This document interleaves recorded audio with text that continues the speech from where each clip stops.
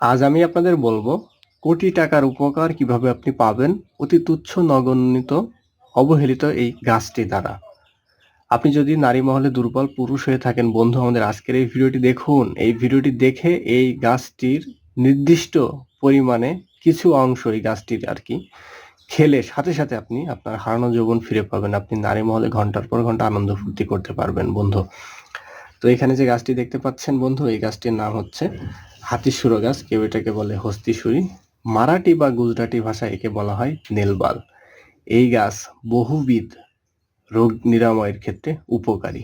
এই গাছের গুণাগুণের কথা বলে শেষ করতে পারবো না। আজকে শুধু এর অলৌকিক ক্ষমতাটা আপনারা জেনে রাখুন।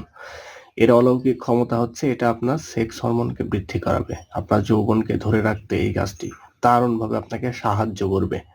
বন্ধুরা, আমার যে সমস্ত দাদা ভাইরা আছেন যৌবনের শুরুতেই হস্তমৈথুন বন্ধ যে কোনো কারণবশত যৌবন শক্তিকে হারিয়ে ফেলেছেন, তো আপনাকে বলছি বন্ধু, আপনি এই গাছটির এক টুকরো শিকড় আপনি মাত্র এক টুকরো শিকড় আপনি তুলে রাখুন। এক টুকরো শিকড়ের মাধ্যমে আপনি হয়ে যাবেন রাজা বাদশাদের মতো টগবগে।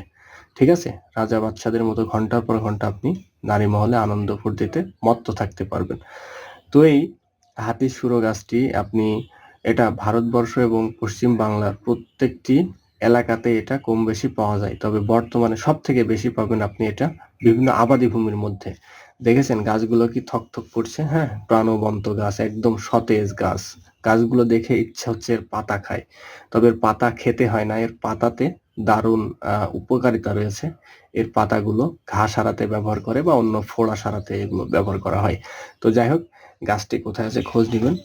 গাছটির খোঁজ পাওয়ার পরে গাছটি তুলবেন, তুলে গাছটির এই শিকড় সংগ্রহ করবেন। হ্যাঁ, এই যে শিকড় সংগ্রহ করে এই শিকড় থেকে এই নরম যে ছালগুলো আছে বন্ধু, এই ছালগুলো ছাড়িয়ে নেবেন। এই যে দেখেন, ছালগুলো ছাড়িয়ে নেবেন। খুবই দারুণ একটি গাছ এটা। এই যে দেখেন, ছাল এভাবে ছাড়িয়ে এই যে কিছু পরিমাণে ছাল নেবেন। তো পরিমিত আমি এখানে যতটুকু দেখাচ্ছি এতটুকু নেওয়ার চেষ্টা করবেন আপনারা। এই দেখেন, খুবই দারুণ একটি গাছ এটা বন্ধু, কোটি টাকার কাজ করবে এটা। এই যে দেখেন, ছাল ছাড়ানো খুব সহজ। ছালগুলো তুলে সুন্দর করে ধুয়ে নেবেন, আর ছাল নেবেন কতটুক, আপনি মোটামুটি ভাবে যে এতটুকু পরিমাণে একবারে খেতে পারবেন। তো এই সালাডগুলো তোলার পরে এটা নিয়ে এটা পান পাতার মধ্য দিয়ে সকালে বাসি মুখে আপনি খাবেন। এটা আপনি দুই ভাবে খেতে পারবেন বন্ধু, হয় এটা পান পাতা দিয়ে খাবেন, না হয় মধু দিয়ে। মধু দিয়ে খাওয়ার নিয়মটা হচ্ছে এই বাকলগুলো তুলে সুন্দর করে ধুয়ে থেতো করে নেবেন, পাটাতে পিষে বা রস করে নেবেন। নিয়ে এর রস নেবেন 1 চামচ, মধু নেবেন 1/2 চামচ, নিয়ে এটা আপনারা যে কোনো সময় খেতে পারবেন বন্ধু। এটা খেলে উপকার পাবেন এবং দারুণভাবে আপনি উপকৃত হবেন। তো বন্ধুরা, এই ছিল আজকের ভিডিও। সবাই ভালো থাকবেন। ধন্যবাদ।